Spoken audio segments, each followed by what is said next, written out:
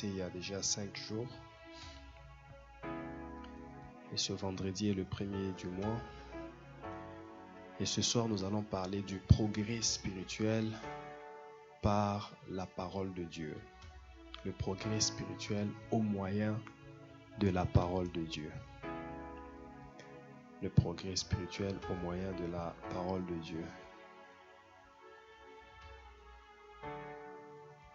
Depuis le lundi, une petite grippe a essayé de m'attraper et elle a transformé ma voix. Bon, je ne sais pas si ça se mélange aussi avec la manière dont le son est réglé. Ça fait vraiment que la voix devient comme dans un tonneau. Mais au moins, vous captez les mots que je prononce. N'est-ce pas? Le progrès spirituel par la parole de Dieu ou le progrès spirituel au moyen de la parole de Dieu. Amen. Frère Winer, ça va? C'est le temps de dodo. Hein? Bon, normalement c'est le temps de dodo. Mais exceptionnellement, on fait une particularité pour faire de ce temps de dodo un temps où nous allons consommer la nourriture de la parole de Dieu. Si seulement tu ouvres bien tes oreilles et ton cœur, Dieu va te parler ce soir. Hein, Winner? Tu entends ce que je dis? Si seulement tu ouvres tes oreilles et ton cœur pour suivre à chaque mot qui va sortir de ma bouche et pour être sensible à la voix de Dieu, Dieu va te parler ce soir. Tu auras une réponse à tes questions. Tu auras une lumière par rapport à certaines choses que peut-être tu n'as jamais su ou que tu n'as jamais compris. Et ça en vaut pour tout le monde aussi. Le progrès spirituel par la parole de Dieu. Bien-aimés dans le Seigneur, la parole de Dieu est la substance de transformation à la ressemblance à Christ. C'est ça qui nous fait ressembler à Christ. Cette substance qui nous fait devenir comme Christ. La parole de Dieu, c'est toute une substance. Et quand on parle de substance, on parle d'une matière dont une chose est formée. La matière qui amène une chose à sa formation, la substance. La substance, c'est cette matière qui peut être dure, liquide ou molle. Mais c'est à partir de cette matière-là qu'une chose ou que les choses sont formées.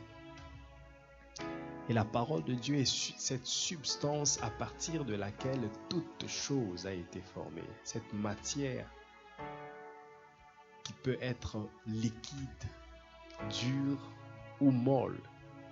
La nature multifonctionnelle de la parole de Dieu. Et si nous allons dans la Bible, en commençant par Éphésiens chapitre 5, verset 26, vous allez voir que la parole de Dieu est présentée là sous une forme, une matière qui nous permet d'avoir une forme. Éphésiens chapitre 5, verset 26. Afin de la sanctifier par la parole après l'avoir purifiée par le baptême d'eau.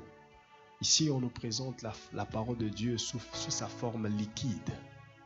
La matière liquide de la parole de Dieu. L'eau de la parole qui nous sanctifie, qui nous purifie.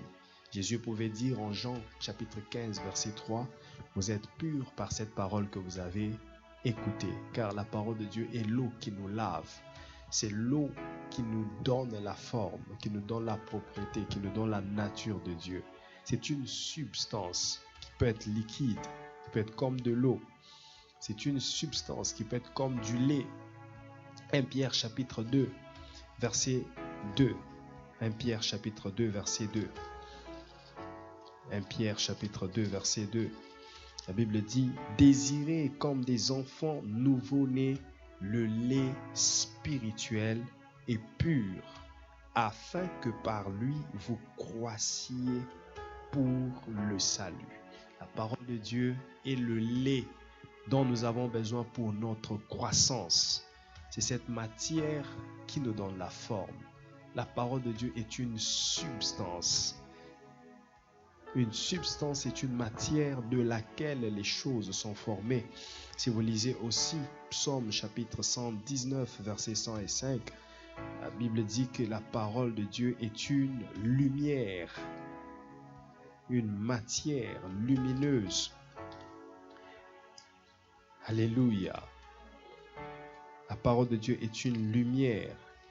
Et de la lumière, nous savons aujourd'hui qu'il y a même une connexion, une sorte de connectivité internet ou réseautique qui passe par la lumière. On parle de la fibre optique. C'est la lumière à une très grande vitesse qui nous partage la connexion. La parole de Dieu est cette matière lumineuse qui nous donne la forme. Psaume 119, versets 105. Il est où le 105? Ta parole est une lampe à mes pieds et une lumière sur mon sentier. La parole de Dieu est une substance de transformation à la ressemblance à Christ. C'est la matière, l'eau, la lumière, la sémence, le lait qui nous transforme, qui nous fait croître pour nous faire devenir comme Christ. Et l'injection de cette matière, de cette substance en toi va te donner une certaine forme. Vous savez, lorsqu'on injecte de la mélanine dans ton sang, la couleur de ta peau commence à changer. L'injection de la mélanine, vous avez sûrement appris qu'il y a beaucoup de gens qui ont essayé de changer la couleur de leur peau. Il y a une dame du côté de l'Europe, j'oublie le pays, qui a essayé de le faire. Elle était toute blanche. Elle a injecté vraiment de la mélanine dans son corps jusqu'à ce qu'elle est devenue tellement noire. Donc l'injection de cette substance, la parole de Dieu, lorsque tu l'injectes en toi, elle te transforme aussi, elle te donne la nature de Christ. L'injection de la parole de Dieu en toi te donne une autre forme, te donne une certaine forme. Et lorsque tu injectes la parole de Dieu, tu passes directement par ce verset de 2 Corinthiens chapitre 3, verset 18, qui dit que nous donc, dans le visage découvert, nous contemplons. C'est de cette manière que nous injectons la parole de Dieu en nous. C'est en la contemplant. C'est en regardant dans cette parole. Visage découvert, contemplant comme dans un miroir la gloire du Seigneur, nous sommes transformés. Donc lorsque nous regardons dans la parole de Dieu, lorsque nous fixons nos regards dans la parole de Dieu comme dans un miroir, il y a une injection qui se fait en nous. C'est une injection de la lumière de la parole de Dieu qui entre en nous. C'est une injection de la matière de la parole de Dieu qui entre en nous pour nous donner une forme. Alléluia. Lorsque tu regardes la parole par la lecture, par la méditation, il y a une injection qui se fait en toi. Comme une personne qui s'injecte de la mélanine finit par être transformée, toi qui t'injecte la parole de Dieu à travers de la lecture, à travers de la contemplation, tu es transformé aussi dans la même image de gloire en gloire comme par le Seigneur l'Esprit. Il faut l'injection de la parole de Dieu. L'injection de la parole de Dieu, c'est l'injection de la lumière en toi. Alléluia. L'injection de la parole de Dieu, c'est l'injection de la vie en toi. L'injection de la parole de Dieu, c'est l'injection de la guérison en toi. L'injection de la parole de Dieu, c'est l'injection de la bonne santé en toi. L'injection de la parole de Dieu, c'est l'injection du succès, de la réussite en toi. Alléluia. Bien-aimés dans le Seigneur, la parole de Dieu est une lumière. Jésus est la lumière.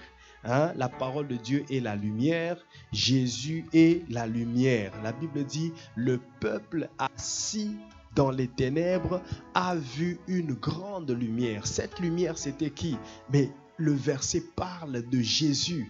Le peuple assis dans les ténèbres a vu une grande lumière. Cette lumière, c'est Jésus. Et Jésus dit qu'il est la lumière du monde. La parole est la lumière du monde. Il est le chemin, la vérité et la vie. Alléluia. Lorsqu'il arrive, le peuple assis dans les ténèbres voit une grande lumière parce que la lumière vient dissiper les ténèbres. Lorsque tu injectes la lumière de la parole de Dieu en toi, les ténèbres sont dissipées, les ténèbres sont chassées, les ténèbres sont évacuées de ta vie. Il n'y a pas de séquence d'attente. Il n'y a pas de délai d'attente. Lorsque tu appuies sur l'interrupteur, immédiatement, il n'y a pas de délai d'attente. Immédiatement, les ténèbres s'enfuient. Là où la lumière est, les ténèbres ne peuvent pas négocier. Les ténèbres sont chassées. Lorsqu'il y a une forte lumière qui s'abat, directement, on oublie les ténèbres. Je prie ce soir que l'injection de la parole de Dieu en toi chasse toutes sortes de ténèbres. Je dis, tout ce qui constituait les ténèbres en toi soit chassé au nom de Jésus-Christ. Laisse que maintenant que tu dis Amen, la lumière de Dieu éclate encore en toi. Laisse que maintenant que je déclare, la lumière de la parole de Dieu s'injecte en toi. Que cette parole que tu reçois soit une injection de la lumière en toi. Que cette parole que tu reçois soit une injection de la vie en toi. Que tout ce que tu manquais te soit injecté au nom puissant de Jésus-Christ. Alléluia. Dis avec moi, la parole de Dieu est une lumière qui chasse toutes sortes de ténèbres dans ma vie. Alléluia. L'injection de la lumière se fait quand tu lis la Bible, quand tu médites la parole de Dieu, quand tu écoutes la parole de Dieu. C'est là que cette injection se fait. Tu vois, comme tu es assis en train de recevoir, d'écouter la parole de Dieu, tu es en train de recevoir la vie en toi. Tu es en train de recevoir la lumière en toi. Tu es en train de recevoir Christ en toi. Tu es en train de recevoir le succès en toi. Le simple fait d'écouter la parole de Dieu injecte quelque chose en toi. Il injecte une substance de la transformation. Voilà pourquoi la Bible peut dire dans Romains chapitre 12, verset 2, « Laissez-vous transformer par le renouvellement de votre intelligence. » Parce que quand tu laisses la parole de Dieu s'injecter en toi, ton intelligence se transforme. Quand tu laisses la parole de Dieu entrer en toi, ta vie se transforme. Mais cette transformation se passe par quoi? Par la matière qui est la parole de Dieu. C'est une matière de formation, c'est une matière de transformation. C'est cette matière qui a formé tout le monde. La Bible dit Dieu parla. Dieu dit que la lumière soit. Il a libéré une parole et la lumière fut. Il a libéré une parole et la terre fut. Il a libéré une parole et tout ce qui existe aujourd'hui a été créé. Aujourd'hui, cette matière continue à créer. Je prie que ce qui est encore incréé dans ta vie soit créé par la matière de la parole de Dieu. Que cette substance puisse former ce qui n'est pas encore formé dans ta vie. Ce qui est informe et vide par la substance, par la matière de la parole que tu reçois, que cela soit créé au nom de Jésus-Christ. Que cela reçoive la forme au nom de Jésus-Christ. Que cela soit transformé au nom de Jésus-Christ. Alléluia. Bien-aimé, ça demande une application personnelle. L'injection dont je parle de la substance de la parole consiste en une application personnelle à lire, à méditer, à écouter et à pratiquer la parole de Dieu. Une application personnelle. Le progrès au moyen de la parole de Dieu, ce n'est pas seulement le fait de connaître des choses. Ce n'est pas seulement le fait d'entendre les choses. Ce n'est pas seulement le fait d'écouter. les choses, mais c'est beaucoup plus le fait de les mettre en pratique, le fait de les considérer. J'ai constaté aujourd'hui que beaucoup d'enfants de Dieu se limitent à écouter, à chercher ce qui sonne bien à leurs oreilles. Mais quand c'est le moment de mettre en application ces choses-là, tu sens, tu constates, tu remarques qu'il n'y a pas de considération. Et qu'est-ce que j'ai beaucoup plus constaté? C'est que les gens attendent de vivre la main de Dieu sans les principes que Dieu donne pour que sa main puisse intervenir. Donc, il n'y a pas de considération de ces principes. Il n'y a pas de considération des principes, mais il y a seulement la considération de la promesse qui accompagne les principes. Or, quand Dieu donne une prophétie, quand Dieu donne une promesse, il fait accompagner cette promesse-là des principes. C'est sur base de ces principes-là que les promesses vont s'accomplir. Alors, les gens aujourd'hui, ils considèrent plus les promesses. Ils attendent l'accomplissement de la promesse. Par n'importe quel moyen, lui, tout ce qu'il veut, c'est que la promesse s'accomplisse. Comment? Je ne veux pas m'occuper de comment. Je ne considère pas comment.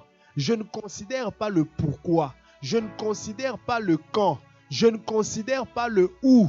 Il s'en fout de tout ça. Pourquoi, comment, avec qui, par quel moyen, il s'en fout. Tout ce qu'il veut, c'est quoi? L'accomplissement de la promesse. Regardez ce que Marie fait.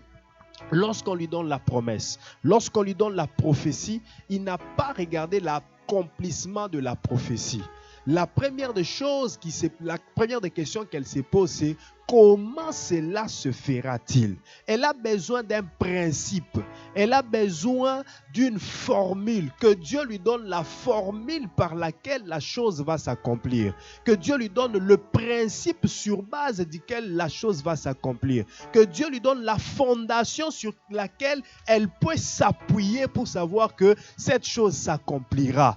Comment peux-tu attendre l'accomplissement d'une chose sans avoir la fondation de cette chose-là? Marie avait besoin de la fondation, du fondement. Si je peux évoluer et oublier les promesses que Dieu m'avait faites, si je peux évoluer et voir que la prophétie n'est pas en train de s'accomplir, sur base de quoi pourrais-je encore recréer l'espoir dans mon cœur? Sur base de quoi pourrais-je encore recréer la foi dans mon cœur? C'est de cela que Marie avait besoin. D'un fondement qui pourra lui permettre, même quand tout pouvait devenir difficile. Mais c'est ce fondement-là qui allait lui dire, qui lui allait le rappeler que cette chose ne vient pas de toi, Marie, mais ça vient de Dieu. C'est pourquoi elle pose la question, comment cela se fera-t-il? Et l'ange, évidemment, lui donne le principe sur lequel la prophétie allait s'accomplir. Et l'ange lui dira, le Saint-Esprit te couvrira de son ombre. Voilà le principe que tu dois retenir. Comment cela se fera-t-il? Le Saint-Esprit te couvrira et tu deviendras enceinte. Pour Marie, c'était ça le principe.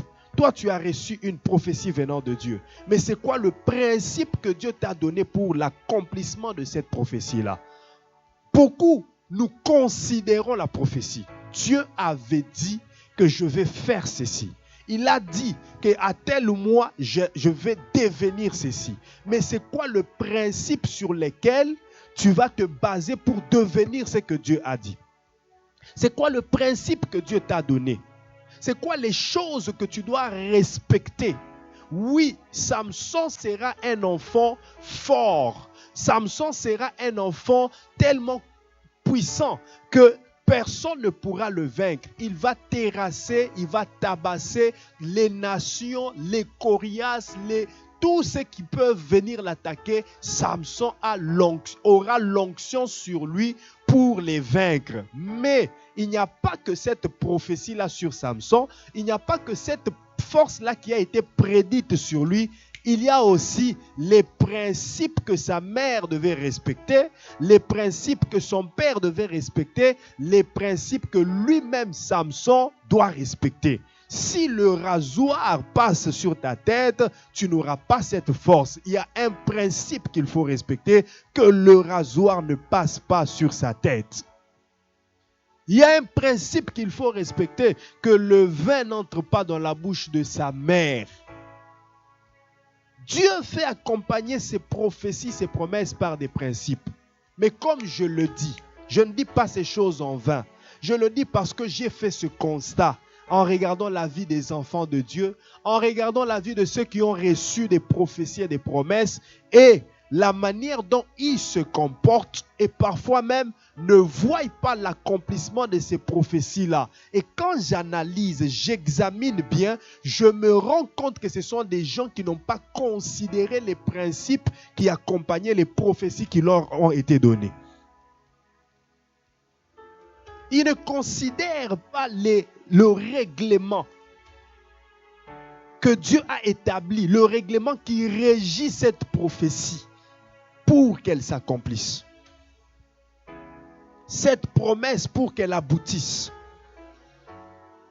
Voilà pourquoi je parle de l'application personnelle, le progrès spirituel au moyen de la parole de Dieu.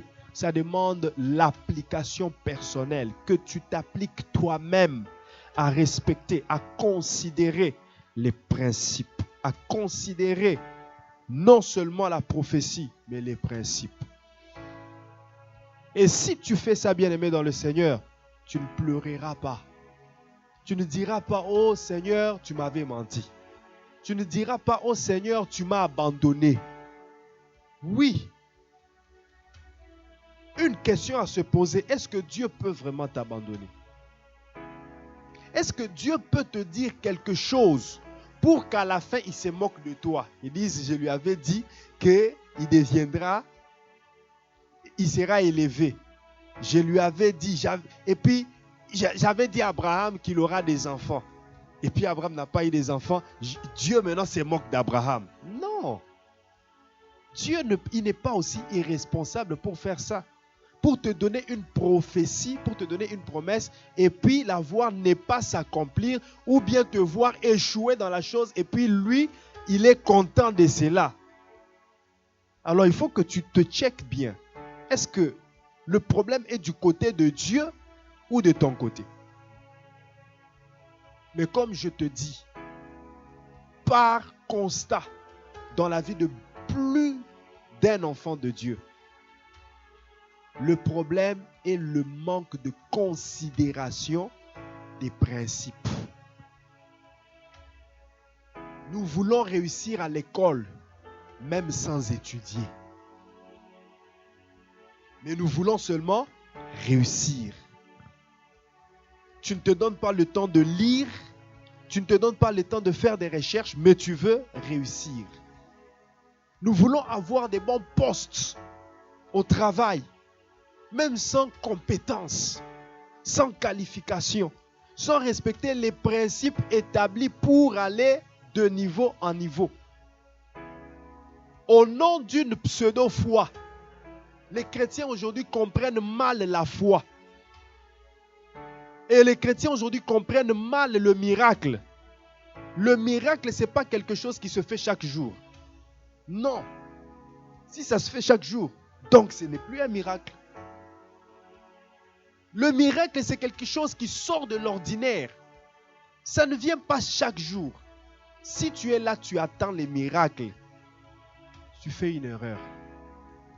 Le miracle, on ne l'attend pas. Le miracle, on le vit. N'attends pas le miracle. Seigneur, je veux que tu fasses ceci. Je veux. L'homme à la piscine de Bethesda ne s'attendait pas que Jésus pouvait passer là. Ça, c'était son miracle. Il ne s'attendait pas que Jésus pouvait venir vers lui.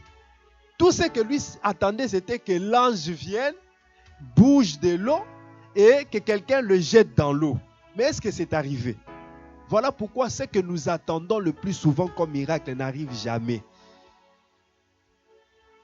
Le miracle, c'est ce que toi, tu ne peux pas calculer. C'est seul Dieu qui peut le calculer et ça te dépasse, ça te surpasse. Alors n'attends pas un automatisme quelconque selon une pseudo-foi qui n'aboutira à rien. Au lieu d'étudier, toi tu as la foi que tu vas réussir sans étudier. Au lieu de bosser dur pour réussir dans tes business, toi tu as une foi quelconque que les choses se feront, Dieu fera tomber la manne. Pendant que les gens sont en train de se donner, de se couper en 1000 morceaux pour faire asseoir leurs choses, toi tu es là, tu attends, Dieu va faire. Le peuple qui n'a que Dieu. Pendant que Dieu attend que tu fasses autre chose, toi tu t'attends à Dieu. Il a déjà tout accompli. Il a ses responsabilités, mais tu as tes responsabilités. Il y a des principes qu'il t'a donnés, des principes qu'il a mis à ta disposition pour que si tu les respectes, ces principes-là te permettront d'atteindre petit à petit, peu à peu, ce que tu dois atteindre. L'application personnelle, l'injection de la parole de Dieu comme une substance qui entre en nous, sous forme de lumière, de l'eau et qui nous transforme. Et cette injection passe par une application personnelle. Alléluia. Application personnelle. À quoi s'appliquer pour injecter la parole de Dieu en nous et vivre le progrès? À quoi s'appliquer pour injecter la parole de Dieu en nous et vivre le progrès? À quoi dois-tu t'appliquer? Je vais reprendre les choses que vous avez l'habitude d'entendre. Les choses que vous connaissez déjà. C'est ce que je vais reprendre encore aujourd'hui. En espérant que vous allez vous appliquer à le faire correctement. Ce sont les mêmes choses qu'on a déjà entendues. Mais comme nous, on veut se dresser nos propres voies de réussite. Les voies tracées par Dieu, on croit que bon, ça sonne très bon pour être vrai. Donc nous, on veut ce qui se fait automatiquement. Mais je vous dis, si vous considérez les voies de Dieu, vous arrêterez de pleurer. Vous arrêterez de vous lamenter. Vous arrêterez de vous inquiéter. À quoi s'appliquer pour injecter la parole de Dieu en nous et vivre le progrès? Premièrement, à la méditation de la parole de Dieu. La méditation, c'est la réflexion ensemble avec le Saint-Esprit. Réfléchir ensemble avec le Saint-Esprit. Lorsque tu réfléchis ensemble avec le Saint-Esprit, cela t'amène au progrès. Cela t'amène à avancer. Alléluia. Alléluia. Lorsque tu réfléchis ensemble avec le Saint-Esprit, ce sont des pas que tu fais en avant. Alléluia. Oui, la réflexion nous amène toujours à avancer. Celui qui réfléchit avance, au moins dans quelque chose. En réfléchissant, il y a toujours des éléments qui vont s'ajouter à ce que tu ignorais, qui vont s'ajouter à ce que tu avais comme connaissance, comme idée. Hein? Lorsque tu as une idée mais qui n'est pas finie, tu peux te dire, je m'arrête ici, je réfléchirai prochainement. Et lorsque tu réfléchis, il y a des idées qui s'ajoutent là où tu t'étais arrêté. Et cela, ça vaut dans tous les domaines. Lorsque tu écris un document, un livre, tu peux écrire, mais tu sens que tu es à court d'idées. Tu t'arrêtes. Mais après quelque temps, tu te mets encore à réfléchir sur ce que tu l'écrivais. Les idées s'ajoutent encore. À chaque fois que nous réfléchissons, il y a un pas qui se fait vers l'avant. La méditation, c'est cette réflexion que nous faisons ensemble avec le Saint-Esprit sur la parole de Dieu et qui nous ajoute encore beaucoup plus d'idées, beaucoup plus de révélations. Alléluia. Alléluia. Écoute, Proverbe chapitre 16, verset 20, la Bible dit, « C'est lui qui réfléchit sur les choses, trouve le bonheur. Donc, il y a un bonheur dans la réflexion. Il y a un bonheur dans la méditation. Il y a un progrès dans la réflexion. Et 2 Pierre chapitre 1 verset 2, j'aimerais qu'on nous les lise dans toutes les versions possibles. 2 Pierre 1 verset 2.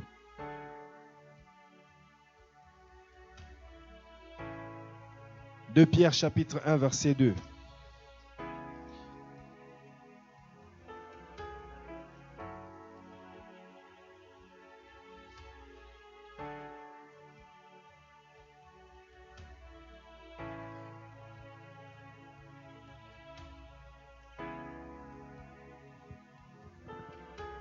J'aimerais qu'on me les lise dans toutes les versions possibles.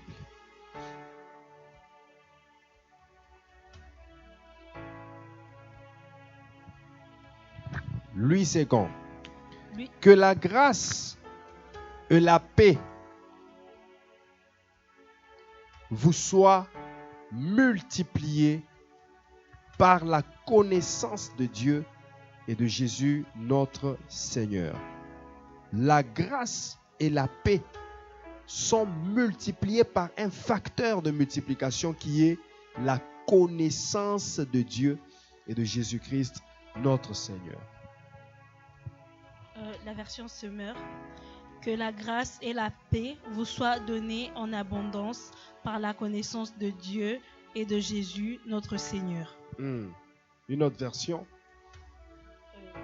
Français courant.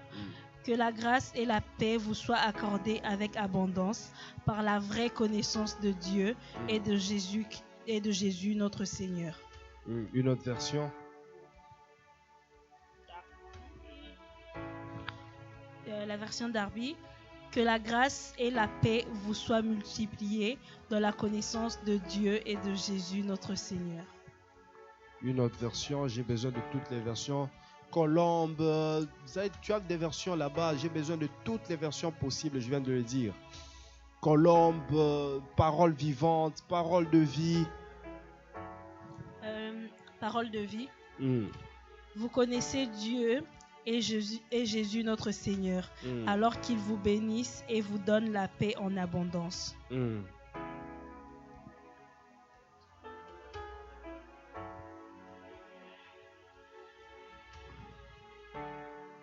2 Pierre 1, verset 2.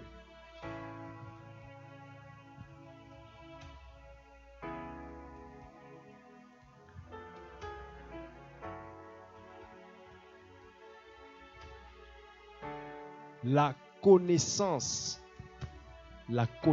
est un facteur de multiplication des grâces et de paix. La connaissance de Christ, la connaissance de Dieu est un facteur de multiplication. Et lorsque tu médites, tu réfléchis ensemble avec le Saint-Esprit, il y a une connaissance qui s'ajoute, une connaissance de Christ. Et c'est cette connaissance qui multiplie la grâce dans ta vie. C'est cette connaissance qui multiplie la grâce, qui multiplie la paix dans ta vie. Tu n'as pas trouvé d'autre version. Colombe. Deuxième chose à faire, deuxième chose que tu dois t'appliquer, c'est la lecture.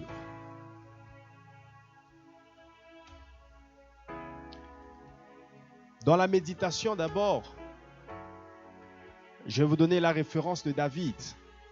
David dit ceci: je suis devenu plus instruit que mes maîtres. Amen. Je suis devenu plus instruit que mes maîtres. C'est-à-dire, j'ai progressé plus que mes maîtres. Mais c'est quoi le facteur qu'il met en exergue en disant cela? Il dit, car je médite ta loi. Car je médite ta loi. C'est ça le facteur qui me permet de progresser plus que ceux qui étaient mes maîtres. Ils étaient mes maîtres. Mais tellement que moi je médite, je réfléchis ensemble avec le Saint-Esprit, je les dépasse et je deviens le maître de mes maîtres.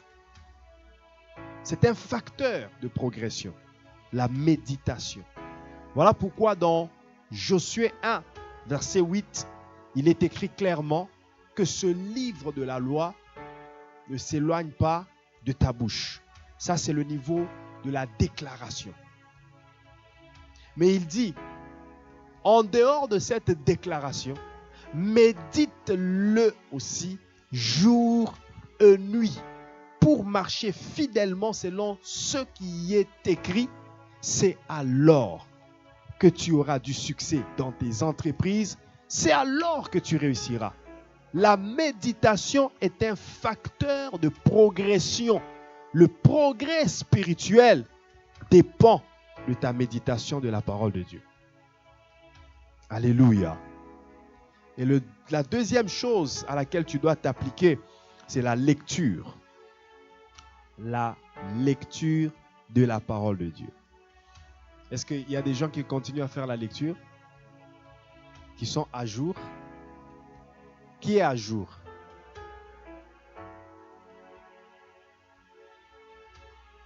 Non? Elisha est en train de gratter son nez. Ah, tu es à jour? Ok. Donc c'est toi qui vas avoir le cadeau.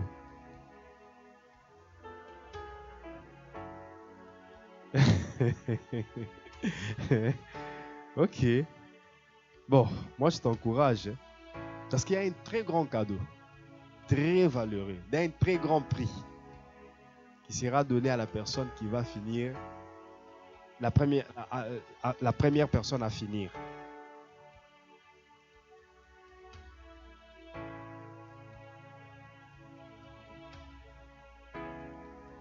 S'il ment, la bénédiction et la malédiction, est-ce que c'est moi qui vais les prendre? C'est pas moi. Si tu viens me mentir, moi je prends, je te donne. Mais toi-même tu sais ce que tu as pris, c'est quoi? Si c'est la bénédiction ou c'est la malédiction. Non, c'est impossible. C'est impossible que tout le monde termine en même temps. Il y a toujours quelqu'un qui va se démarquer. Amen.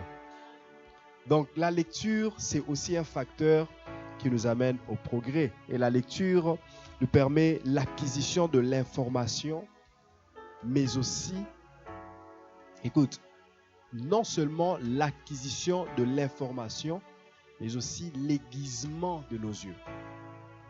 C'est ça, c'est que la lecture fait. Alléluia. Alléluia. La lecture nous permet l'acquisition de l'information. Non seulement l'acquisition de l'information, mais l'aiguisement de nos yeux. C'est comme nos yeux sont en train d'être taillés, aiguisés lorsque nous lisons. Parce que quelqu'un se dira, acquérir l'information, je n'ai pas forcément besoin de lire. Je peux aussi écouter. Il y a la Bible audio. Je peux me mettre à écouter juste le narrateur qui est en train de réciter Jean, Luc, Matthieu. Il récite et moi j'entends. Tu vas acquérir de l'information. Mais la lecture nous permet aussi d'aiguiser nos yeux. Et lorsque nous avons le regard plongé dans la loi de Dieu, nos yeux spirituels s'ouvrent. Lorsque nous lisons les écrits saints, nos yeux s'ouvrent. Alléluia. C'est ainsi que si vous lisez rapidement, s'il vous plaît, Jacques chapitre 1, verset 25, la Bible dit, c'est lui qui aura plongé le regard dans la loi de l'Éternel. Jacques 1, verset 25. Mais c'est lui qui aura plongé les regards dans la loi parfaite, la loi de la liberté, et qui aura persévéré, n'étant pas un auditeur oublieux, mais se mettant à l'œuvre, celui-là sera heureux dans son activité. Celui-là progressera. Est-ce que je parle à quelqu'un? Celui qui aura plongé son regard. Ce n'est pas seulement que tes oreilles doivent écouter, mais ton regard doit être plongé dans la loi. Ça, c'est la dimension de la lecture. Est-ce que vous comprenez combien est importante la lecture de la parole de Dieu? Lorsque tes yeux sont plongés dans les écrits saints, dans la loi de la liberté, dans la loi parfaite, et si tu persévères à cela, si tu persévères à lire, si tu n'abandonnes pas d'Ida, si tu ne te décourages pas pour dire jusqu'aujourd'hui je suis seulement dans les livres de Marc, quand est-ce que j'arriverai aussi dans Ézéchiel comme les autres? Si tu persévères jusqu'à la fin, tu seras heureux dans toute ton activité. Tu seras heureux. Alléluia. Alléluia. La troisième chose à s'appliquer, c'est la mise en pratique de la parole de Dieu. La mise en pratique de la parole de Dieu. Un jour, quelqu'un a posé à une masse de gens une question. Quand vous êtes assis là, il a posé une question. Qui veut le changement? Tout le monde a levé sa main. Ah, tout le monde aime le changement. Il a fait le constat. Il a remarqué que tout le monde veut le changement. C'est ça la question qu'il a posée. Qui veut le changement? Tout le monde lève sa main. Et puis il s'est dit non. C'est vrai que tout le monde veut le changement. Et je vais reposer la question. Je vais poser une deuxième question. Qui veut changer? Personne ne lève sa main. Donc parfois nous voulons le changement. Et souvent, nous ne voulons pas changer. Nous voulons le changement. Ça revient à ce que je disais. Nous voulons l'accomplissement de la promesse. Mais le processus par lequel la promesse doit s'accomplir, nous ne le voulons pas. Nous ne l'aimons pas. Nous voulons juste que le changement arrive. Mais ce changement-là, Dieu, avant de changer notre situation, il va d'abord nous changer nous-mêmes. Et d'ailleurs, il utilise souvent les situations difficiles pour nous changer à travers ces situations-là. Voilà pourquoi je conseille toujours aux gens de ne pas prier et demander à Dieu de changer leur situation, mais plutôt demander à Dieu de les changer à travers cette situation. Tu pleures au Seigneur, tu m'as abandonné Seigneur, mais comment es-tu? Comment parais-tu devant Dieu? Il essaie de te changer, de te briser, de t'élaguer, de t'émonder, mais tu résistes. Tu t'accroches aux choses que Dieu t'interdit. Tu t'accroches à ta vie de péché. Tu t'accroches à la paresse. Tu t'accroches à l'oisiveté. Tu t'accroches à tout ce qui ne peut pas t'aider à progresser. C'est à cela que tu t'accroches. Mais tu désires quand même progresser. Mais en t'accrochant aux ennemis du progrès. Les choses qui font que quelqu'un ne puisse pas progresser, tu t'accroches à cela. Mais tu t'attends à progresser. Les choses qui font que quelqu'un ne soit pas béni, tu t'accroches à cela. Mais tu veux être béni. Tu veux le changement, mais tu ne veux pas changer. La mise en pratique de la parole de Dieu, la mise en pratique de la parole de Dieu, la considération de ce que Dieu te recommande, les instructions de Dieu, les prescrits et les interdits de Dieu. Considère cela, mets en pratique et tu verras le changement, le progrès sera ton partage. Luc chapitre 6, versets 46 à 49. Jésus nous donne un exemple. Il dit, je vais vous montrer à quoi ressemble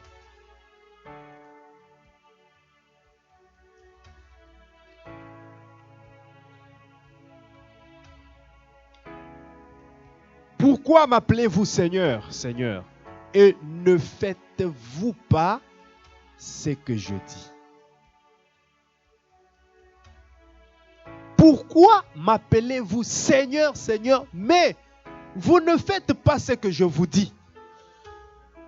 Seigneur, Seigneur, nous attendons à toi, nous attendons ton miracle. Nous attendons, Seigneur, j'attends que tu me bénisses. J'attends que mes business aillent de l'avant. J'attends que mes études aillent de l'avant. Mais ce que je te recommande de faire pour que cela aille de l'avant, tu ne le fais pas.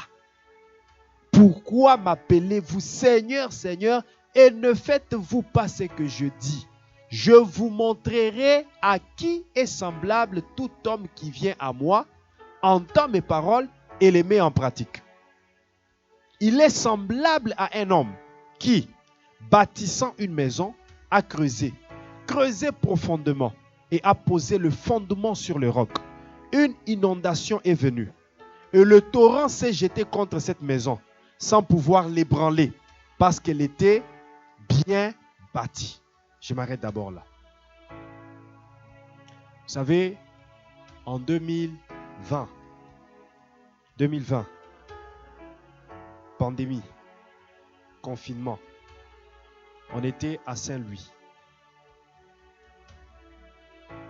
Je pense qu'on était en train de sortir de la pandémie quand le propriétaire nous a dit qu'il voulait changer le type de logement pour que ça quitte commercial pour résidentiel. Il nous a dit que nous allions quitter et on payait $800 par mois. On va quitter pour aller où? Et finalement, on devait retourner à la maison. C'est comme si on était retourné à la case de départ.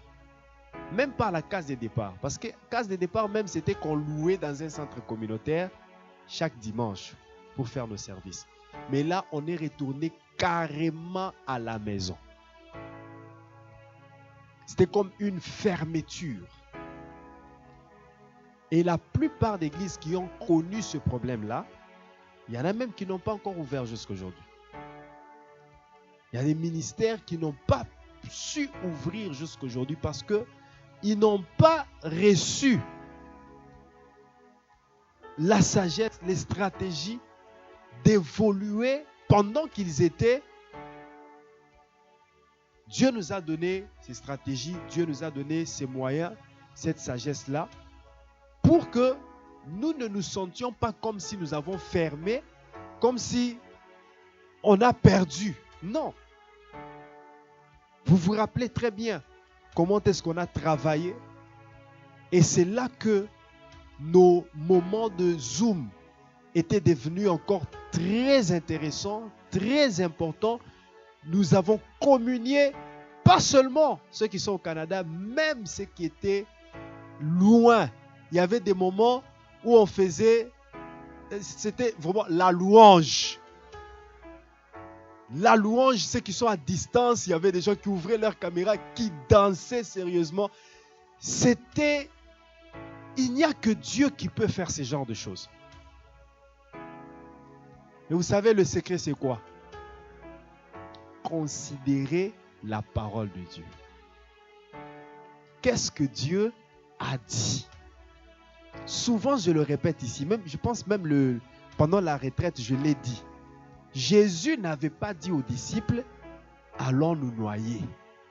Il n'avait pas dit, allons pour que la tempête nous engloutisse. Il leur avait dit, dès le début, allons à l'autre bord. Si c'est cela qu'il a dit, quel que soit ce que vous rencontrez comme tempête, sachez que ce n'est pas pour vous noyer. Vous pouvez bien sortir de là, mais ce n'est pas pour fermer l'église. Ce n'est pas pour vous arrêter. Il a dit, allons de l'autre côté. J'avais cette assurance qu'il a dit, allons de l'autre côté. Parce que pendant que nous étions de l'autre côté, en train de louer dans la salle communautaire, c'est lui qui nous avait dit de prendre maintenant une salle. Je me rappelle, 4 soirées de gloire à Bronson. C'est à partir de cette soirée-là, juste après, qu'on a trouvé une salle ici. Non, le même Dieu qui nous a dit, il viendra nous abandonner. Il avait dit, allons de l'autre côté. Alléluia. C'est ainsi que à travers ces moments de Zoom, les nœuds de prière, Dieu a fait ses miracles. On a trouvé l'argent pour venir ici. Et ici, à chaque fois que je passais, je voyais qu'il y avait un bâtiment, mais personne n'était là. Ce jour-là, par miracle, je passe et je trouve des voitures. Je me dis, je vais tourner. J'entre, c'est le propriétaire lui-même. Il dit, j'ai besoin d'un local. Oui, j'ai besoin d'un local. Il dit, ah, tu veux? Et j'avais commis une erreur ces jours-là. J'aurais dû prendre tout. Oui. Parce qu'il m'avait posé la question, tu veux prendre lequel? Il y a celui-ci, il y a... Tout était à ma disposition. Mais j'ai réfléchi à la manière humaine. J'ai dit, si je prends tout, comment je... si je pouvais revenir dans le passé. Mais c'était le calcul de Dieu. Amen. Amen.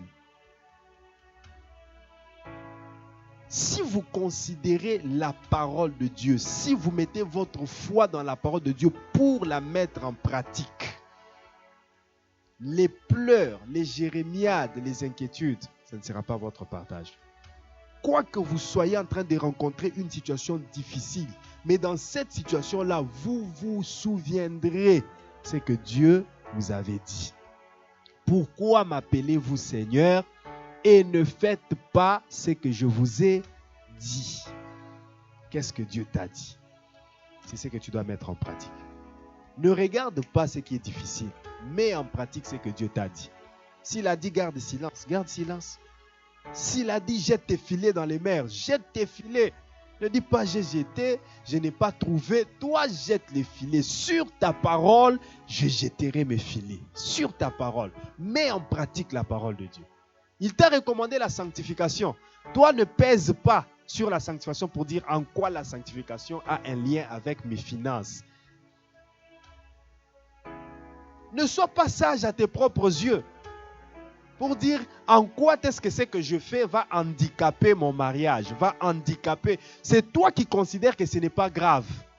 Mais ce que toi tu considères n'est pas être grave. Seulement le manque de respect envers tes parents. Le manque de respect envers tes supérieurs, envers ton pasteur. Seulement cette petite chose que tu négliges là, ça peut être très grave. Toi, tu le négliges. Et pourtant, c'est ça même la source du malheur que tu vis. Mets en pratique la parole de Dieu.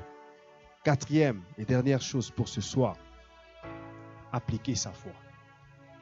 Pour vivre le progrès et se exaucer, il faut appliquer ta foi. Applique ta foi. Applique la foi de ton voisin. Applique ta propre foi. Alléluia. Je dis applique ta propre foi. Tu dois appliquer ta propre foi. N'applique pas la foi du pasteur. Applique ta propre foi. Pourquoi? Parce que la foi, c'est la formule que chacun peut utiliser pour inventer son miracle. C'est la formule que Dieu nous a donnée. Chacun a cette formule pour former son miracle. La femme à la perte du sang n'a pas utilisé la foi de l'apôtre Pierre, n'a pas utilisé la foi de l'apôtre Jean. La femme de la perte du sang a appliqué, elle a utilisé la formule, sa propre formule, et c'est avec cette formule qu'elle a créé son miracle. Ce n'était pas les autres, ce n'est même pas Jésus qui a créé son miracle, c'est cette femme elle-même qui a créé son miracle. Elle s'est dit, si je touche seulement, c'était sa foi qui lui disait ça, touche seulement le pan de sa robe et tu seras guéri. Et quand elle est allée toucher, sa foi a créé un miracle pour elle.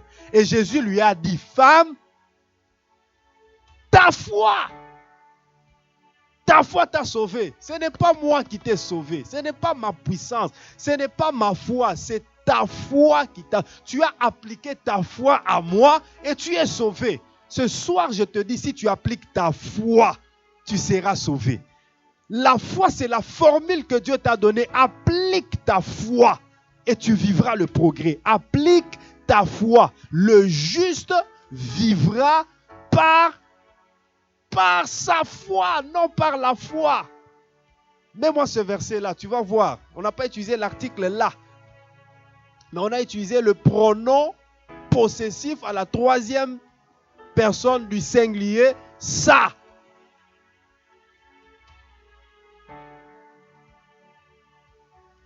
C'est quel verset?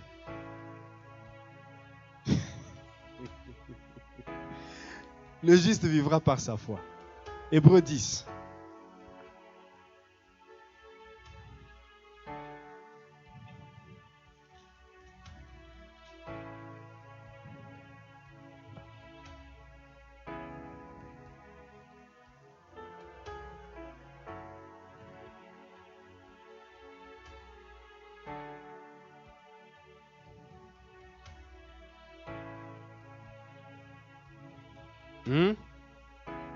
Pardon? 38, hein?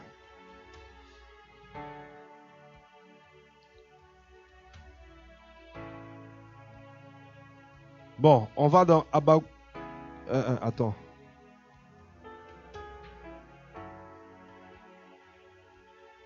Ici, on a dit la foi. Ok, Galates 3, verset 11 dit quoi? On va chercher toutes les références qui sont ici.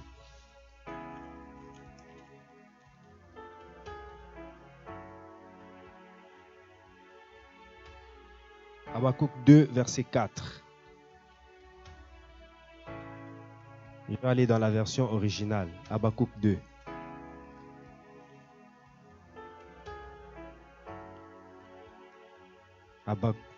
Hein? Pardon? Moi aussi, je souffre avec mes yeux ici. Les yeux de sommeil.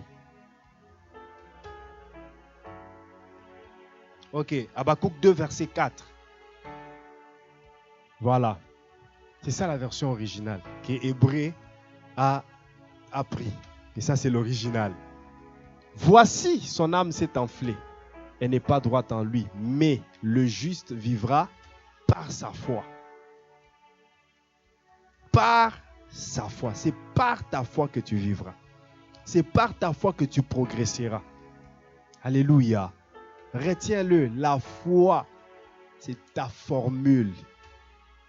Avec la foi, tu peux formuler ton miracle. Tu peux façonner ton miracle. Tu peux fabriquer ton miracle. Est-ce que je parle à quelqu'un?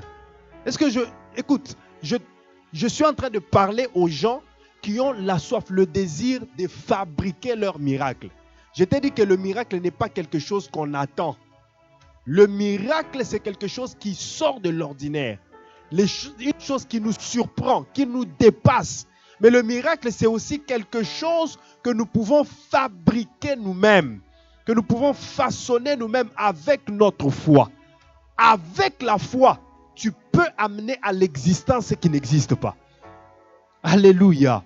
Applique ta foi et tu vivras le progrès. Applique ta foi et tu vivras le progrès. Applique ta foi. La parole de Dieu est une lumière. La parole de Dieu est une sémence. La parole de Dieu est créative. Mais cette parole fonctionne là où il y a la foi. Alléluia. Elle fonctionne là où il y a la foi. Hébreux chapitre 2, verset 4. Hébreux. Oui, la parole de Dieu fonctionne. Elle devient un miracle là où tu appliques la foi pour que cette parole soit un miracle.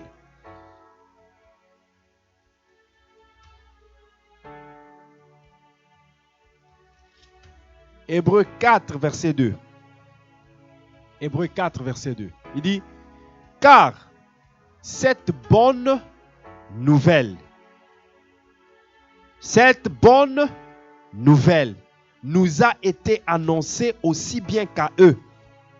Mais la parole qui leur fut annoncée ne leur servit de rien parce qu'elle ne trouva pas de la foi chez ceux qui l'entendirent. Alléluia. Tiens-toi debout.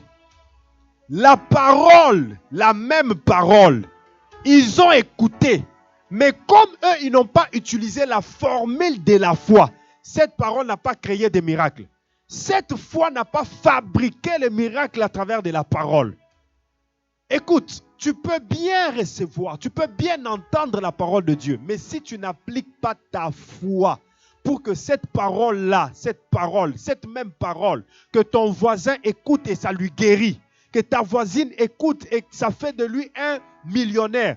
Toi, tu écoutes cette parole et tu n'appliques pas ta foi à la parole. Elle ne fera rien. C'est la même parole. Ce n'est pas que cette parole n'est pas puissante. Elle est suffisamment puissante. Ce n'est pas que cette parole n'est plus la parole de Dieu. Elle est toujours la parole de Dieu. Mais c'est toi qui dois appliquer ta foi pour que cette parole-là produise quelque chose dans ta vie. Si tu n'appliques pas ta foi, tu vas l'entendre. Tu vas la réciter. Tu vas sentir comment elle sonne bien à tes oreilles, mais elle ne va produire rien dans ta vie. Tu dois appliquer ta foi. Dis avec moi, appliquer ma foi. Cette bonne nouvelle, ils l'ont entendue comme bien d'autres. Mais la parole qui leur fut annoncée ne leur servit de rien. N'a rien produit dans leur vie. Bien-aimé, je te dis, tu peux faire 10 ans, 20 ans, tu peux fêter des décennies à l'église, mais tu vois rien, tu ne vois pas ta vie changer. Seulement pour une simple raison, que tu n'appliques pas la foi à la parole que tu reçois. Tu n'appliques pas ta foi. Mais si tu t'engages à appliquer ta foi, tu seras dans un cycle de changements, de transformations, dans un cycle de progrès. À chaque parole, sa foi. À chaque parole, sa foi. À chaque parole, sa foi. La foi que tu avais appliquée hier, c'était la foi d'hier. Aujourd'hui, applique encore la foi. Je dis aujourd'hui, applique encore la foi. Si tu avais appliqué la foi hier et que le miracle s'était fait, gloire à Dieu. Si tu avais appliqué la foi hier et que le miracle ne s'était pas fait, gloire à Dieu. Mais aujourd'hui, c'est un autre jour. Aujourd'hui, applique encore la foi et tu vivras ton miracle. Applique encore la foi et tu iras de dimension en dimension. Applique encore la foi d'aujourd'hui, la foi de demain. À chaque jour suffit sa foi. À chaque jour suffit sa foi. Alléluia. À chaque jour suffit. Est-ce que moi j'ai besoin de peiner? À chaque jour suffit sa peine. Non, moi je n'ai pas envie de peiner. Moi, à chaque jour suffit sa foi. J'applique la foi aujourd'hui, je vis les choses d'aujourd'hui. J'applique la foi demain, je vis les choses de demain. J'applique la foi. À chaque jour suffit sa foi, car le juste vivra par sa foi. Si je vis aujourd'hui, je dois vivre par ma foi. Je vivrai demain par ma foi. J'arrêterai de croire le jour où je mourrai.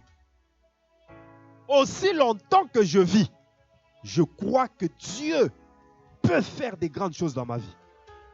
Je crois que je peux me réveiller comme je me réveille d'habitude. Mais ce jour-là, je me réveille et je me retrouve dans le palais royal. Je me réveille comme d'habitude, sans aucun plan, sans aucune imagination. Mais ce jour-là, je me réveille et je me retrouve que c'est moi qui suis le président de la République.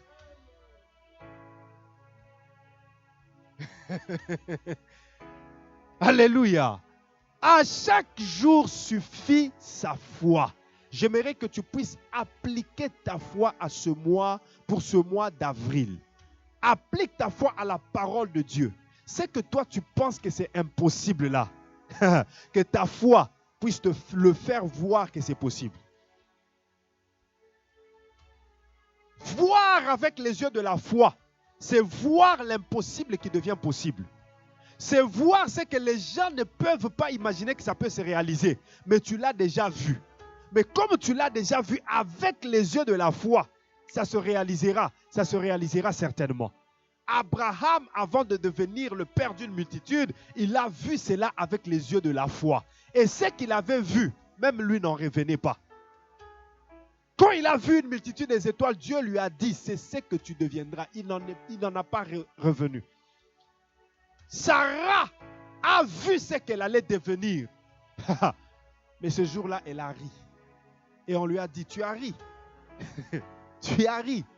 Mais sache que l'année prochaine, à la même période, tu porteras un enfant. Alléluia. Vois avec les yeux de la foi. Qu'est-ce que tu vois pour ce mois d'avril? Qu'est-ce que tu vois? Comment est-ce que tu t'imagines? La foi est la formule. Par la foi, j'aimerais que tu utilises la parole, que tu fasses des déclarations, que tu fasses des confessions, des confirmations de ce que tu vas vivre en ce mois. Commande ce mois d'avril. Bénis ce mois d'avril. Donne des ordres aux transactions qui doivent se faire. Donne des ordres aux mouvements qui doivent se faire. Il y a des mouvements qui doivent se faire, des mouvements financiers, des mouvements professionnels, des mouvements commerciaux qui doivent se faire en ce mois d'avril. Alors prononce cela, ouvre ta bouche, commence à libérer, commence à déclarer, commence à créer au moyen de la parole, par la formule de la foi. Crée ce qui n'existe pas.